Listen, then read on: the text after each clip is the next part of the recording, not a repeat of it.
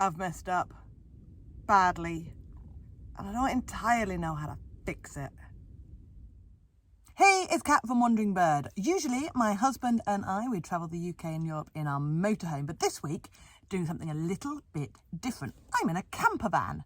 At the NEC show, I met the lovely John from Spaceships Rentals, and I was explaining how we were either looking to downsize our motorhome for a camper van for the two of us to go and travel in, or how I was debating getting a smaller camper van to use instead of a car as a bit of a runaround and somewhere that I can go off and have small trips when we're not able to do our longer ones.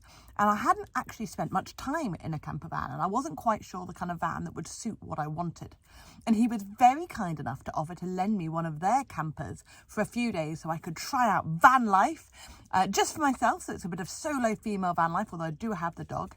A friend of mine is joining me. She's got her own van, so we're having a bit of a girls on tour trip.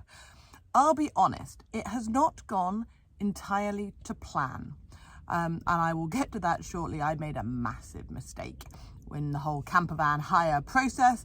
But before I get to that, let me walk you through picking up the van, things to look for, driving the van for the first time, and then we'll get on to how I messed up. Good start. It's all very clean and kind of van-like. Ooh, okay. Oh, the door's on the other side. Hold on, we're coming round,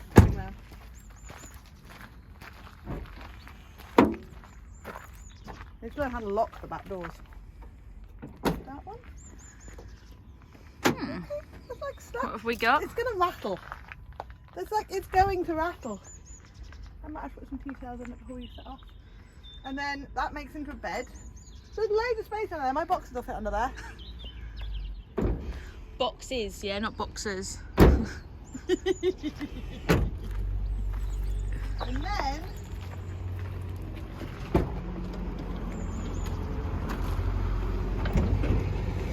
okay, it's my hobbit hole. Oh dear. I've got leg room. Lots of leg room, look at that. Lots of leg room. Just not much else. Okay, little fridge thing. That's like the only thing in here. Oh, there we go. Little fitting which is on. Little feeder compartment. And then that's how you turn the power on. That's supposed to tell me something, but honestly, I'm not sure what it's supposed to tell me. I think it's battery level. Water. Lights. Ooh. Ooh. Oh. Ooh. Oh, we had light. Ooh. And yeah, stuff. Shut that, because it's going to all cold out. Right then, are we ready? Are we ready? Are we ready? No, you can't drive. You can't drive. So, what do I think? Actually, I'll be honest, I'm really quite impressed. I was really dubious, and of course, it's basic. It's literally a van that they have put a couple of seats in the back and a fridge and like a shelf thing that's going to make the beds, and we'll do all that in a bit. But the space is way more than I thought there was going to be, which is cool. I don't think the seats turn around, which I was kind of expecting. Like Tash's van, you can turn the seats around.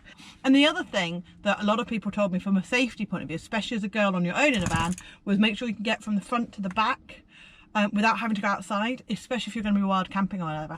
Just a massive safety thing. And I don't think I can in this van. But that's just something to bear in mind. I have to go outside to get inside. So if I ever did need, if we were wild camping and we wanted to leave in the middle of the night, if nefarious people turned up or that we had an issue, it means I'd have to get out to come back in again, which isn't so safe.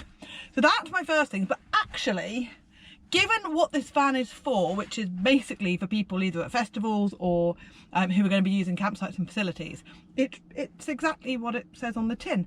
It's quite basic, but I like basic. Having had the van with all the bells and whistles and the electric everything and how much battery that drained, I really quite like manual and basic systems. So yeah, I'm quite looking forward to this. I'm not feeling as intimidated as I was this morning. I'm feeling quite good. I'm just going to check to see if... So central locking, everything's locked. Hey, so far you can't break in. Back's locked, good. That one? Are you okay? I don't know. I mean, this is fine. This is just a van. Yeah. It's just a van. It's just a van. It's just I'm a used van. to driving them at home. No, she says. I'm not used to driving them at home in built-up areas. I'm used to driving them at home in like rural areas. Okay. Where we don't have to worry about traffic. But at least But it's not, the width is fine. The width is a car, which is the problem with the motorhome. Yeah. Length is fine. I just remember I've got a long ass. E. Which, to be fair, I think I'm good. Right. Seatbelt. You're belted in. You want me to go first? We're off. Oh, no we're not. Handbrake. Shh. Nobody needs to know. Oh, driving my truck. Driving my big old truck. Oh, we've got a puppy dog. We've got half a phone of battery. It's sunny. And I'm wearing sunglasses. Yeah. Yeah, okay. It's just a vehicle. I'm just driving. I'm not going to film 2 hours of me driving around the M25, I'll be honest. So, yeah, I will see you shortly.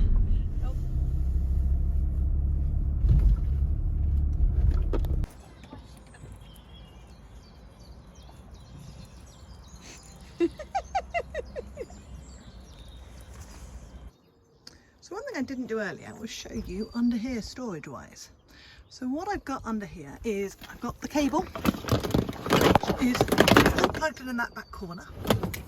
And then here I have got a big box that's got all of my cooking and camping and alcoholic beverages in, and dog food. So far I haven't used them all a whole lot because we've been eating out. I put the kettle back in, that stayed pretty well there, and then that is the cooker. And then underneath there they gave me a second cooker, and it's got some emergency things in the corner. And then here I've got my folding chair and an umbrella, big umbrella, that's also in there as well. The box at the back is all dog stuff and dog towel. This is all kitchen plates, which to be fair usually go on top of here, but I put them in there just for travel. On the back I've got the EcoFlow, which I'm trying out. That, oh no, sorry, that's the dog box, which means the one at the back is, I don't know. What's in there? Oh, random stuff. So I've got my hoodie, I've got my capital toilet, and I've got some spare gas canisters, bits. And then at the front here, I've got the water, which locks in quite nicely. That's the only thing that's moved, and that's not moved very much.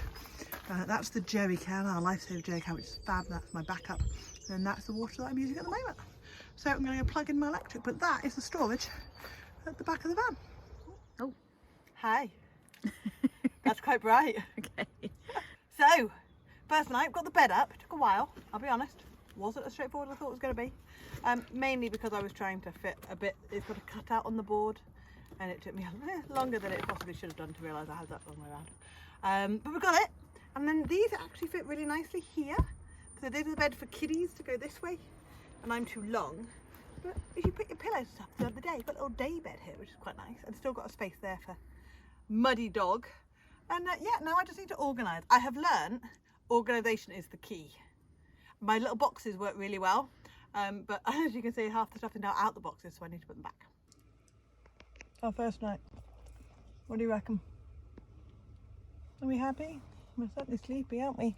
We're doing good. We've made up a bed, and we're in, and we've got little curtains all the way around. And yeah, you're not 100% sure. I'm not 100% sure, but it's an adventure. It's really quiet. I'm quite glad we're here and not wild parking. Just give me a night to get myself settled and sorted and figure it all out. So yeah, we're going to go to sleep. Night night, world. Just look how big this bed is. Like, there are my feet. I'm sort of slightly diagonal, but if I was straight, I think it's probably around 5'11", maybe 6 foot. Yeah, I'm really impressed. All right, on that night, night night. It's 4 AM, I'll be honest. We're a bit chilly. So I've got up and lit the heater. It's not the kind of heater that I'm happy going to sleep with, so I'm going to leave it on for 10 minutes and just warm up the space. Somebody is a little chilly, and yeah, we're going to go back to sleep again. Good morning.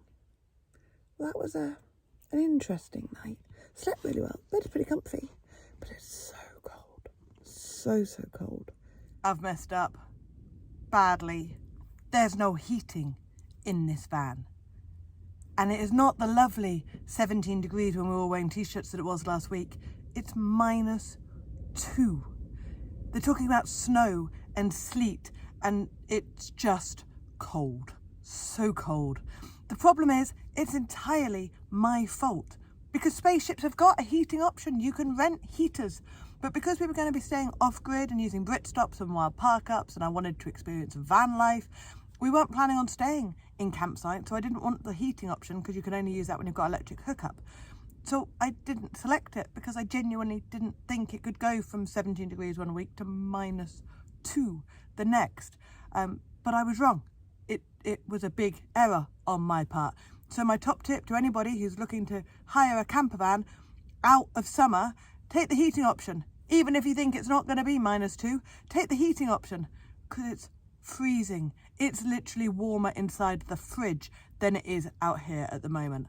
And unfortunately, that's going to change all of our plans, because it's too cold to be without heating right now, which means that I need to go and buy a heater, but also I need to then have electric hookup to run said heater, which is changing the whole of the plan that we had for the week and the van life and the trying things out.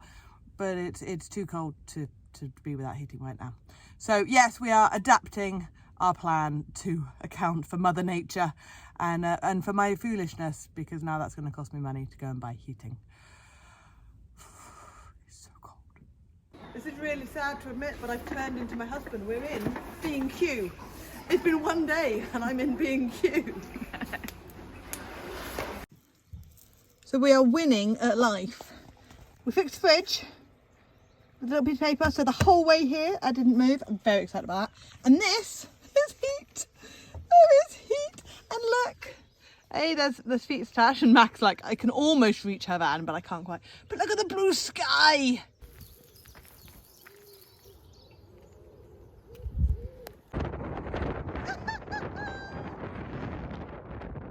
Pretty view though.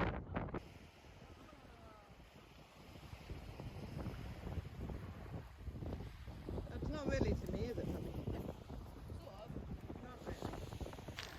God knows what I'm saying, but it's wet. And we're drying. You're quite happy there. Look, what are you doing? In a coat, but eating fish and chips on the seaside. With sunglasses on. With sunglasses on. Yeah, baby. Are they good? Yeah. Look at that view. Isn't that stunning? It's amazing. And there's a little van.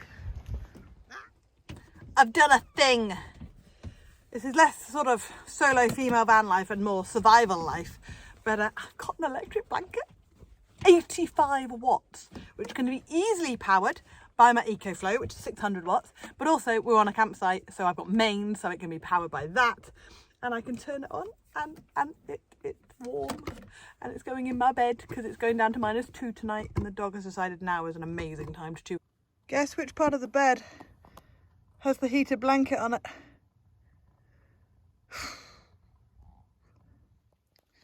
Now I know I have been moaning about how cold it's been, but could I please have the attention of the class?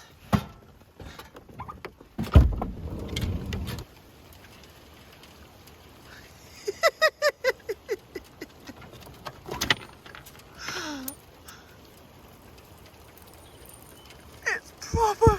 It's snowing.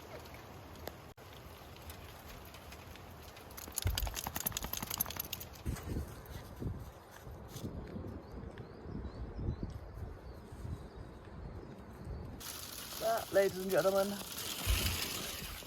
is more sleet. So, little update, how am I doing? I'm actually really enjoying it. Now that I've got a bit of heating, and oh my goodness, my electric blanket is just the best thing in the world. I cannot believe I found an 85 watt electric blanket that just works. It works off either the mains, or it would work off the EcoFlow or the Jackery if you've got a Jackery. Yeah, no, I was so excited by that. So honestly, I'm feeling quite good about life. The van is doing great. It needs a clean. I'm really, really missing my vac right now.